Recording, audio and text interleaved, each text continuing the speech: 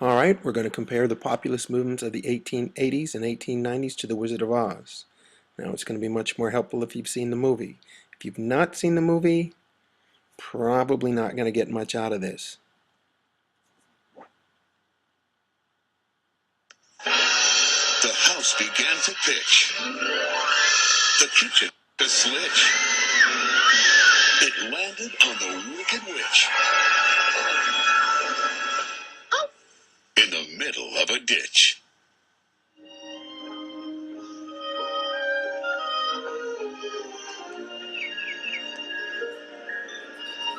Toto, I have a feeling we're not in Kansas anymore.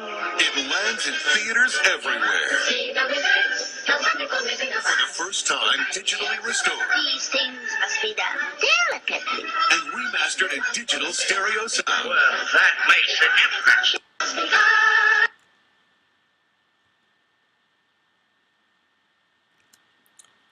Alright, we'll see technical glitch there. But our main character, Dorothy, simple country girl, impoverished farm. Obviously, she's going to represent America, honest, kind-hearted. Toto the dog, teetotaler, and the Prohibition Party, which we'll talk about in a later chapter.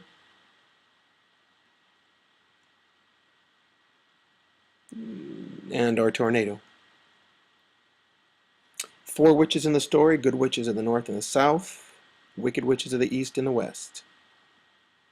Good witch of the north, New England, populist stronghold. South, also another populist stronghold. Witch of the east will be our eastern bankers and industrial interests. And what do we have out west that farmers don't like? That's going to be the railroads. Silver Slippers. Now, originally owned by the Wicked Witch of the East until Dorothy happens to crush her with the house. For those of you that have seen the movie and can see the picture, those don't look very silver. Originally they were silver in the book, ruby red, changed for the movie because they wanted to take advantage of the new technology and all of that color stuff. Silver slippers will equal the free coinage of silver. That will be the solution to all of their problems.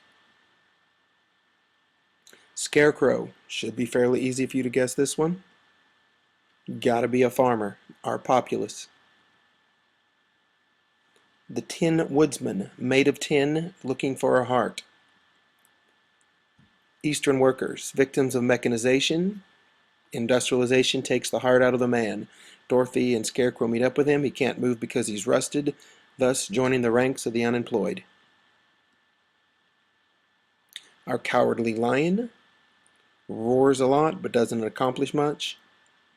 That will be William Jennings Bryan.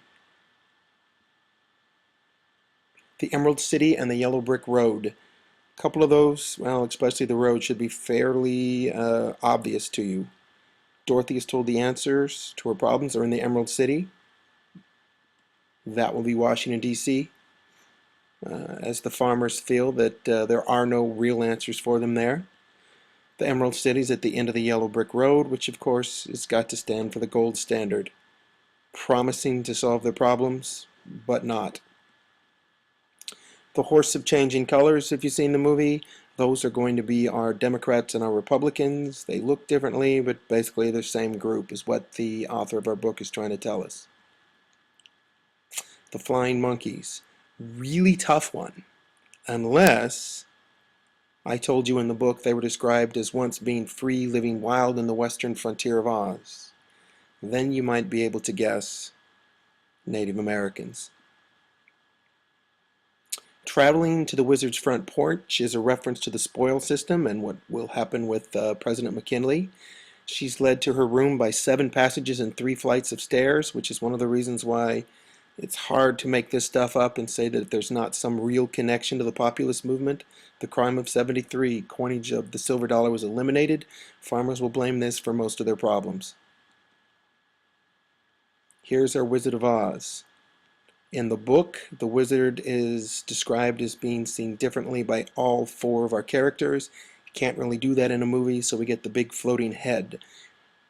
Then we have the actual wizard, the man behind the curtain. Well, who appears to have the power? William McKinley, 25th President of the United States. And we will find Marcus A. Hanna in the book, in about a couple chapters, he's going to bring about a lot of things that you will see in today's modern politics. Do not arouse the wrath of the great and powerful Oz. I said come back tomorrow. If you were really great and powerful, you'd keep your promises. Do you presume to criticize the great Oz? You ungrateful creatures think yourselves lucky that I'm giving you audience tomorrow instead of 20 years from now. Oh, the great Oz has spoken. Oh, pay no attention to that man behind the curtain. The great Oz has spoken. Who are you? Oh, I am the great and powerful Wizard of Oz. You are? I don't believe you. No, I'm afraid it's true. There's no other wizard except me. You humbug! Yes, it's exactly so. I'm a humbug. Oh, you're a very bad man. Mark Hanna, he'll be the man from behind the scenes into this politician that the populists hate. They believe that his transformation and all of his promises were full of hot air, hence the hot air balloon. He will be the man behind the scenes actually running the presidency of William McKinley, or at least that's what their enemies claimed. Wicked Witch of the West is killed by water, signifying drought, major problem for the farmers. Water will be the cure. Oz, think science class. I know you can get this one. Science class. OZ is the scientific notation for ounce. What do you measure in ounces? As in an ounce of silver, as in free coinage of silver. That will truly be the answer to their problem as the populists see it. Well, goodbye. And don't think it hasn't been a little slice of heaven, because it hasn't.